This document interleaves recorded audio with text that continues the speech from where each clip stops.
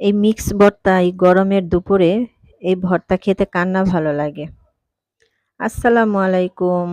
যে যেখানে আছেন আশা করছি সবাই ভালো আছেন। তো সবাইকে নতুন একটি ভিডিও দেখার জন্য অনেক অনেক স্বাগতম। গরমের এই দুপুরে আজকে আম নিয়েছি, পেয়ারা, কাঁচা কলা দিয়ে ভর্তা করব তেঁতুল দিয়ে। আর এই কাঁচা কলাগুলো আমাদের গাছের, তো রান্না করে খাওয়ার মতো ওরকম বাড়তি হয়নি, সেজন্য অল্প করে নিয়ে আসছে। বলেছিলাম যে অল্প করে নিয়ে আসছে, ভর্তা খাবো তেঁতুল দিয়ে, তো অল্প করেই নিয়ে আসছে। ৬টা না ৭টা কলা নিয়ে আসছে, তো আমি 2টা নিলাম ভর্তা করার জন্য। আম ছিলে নিচ্ছি।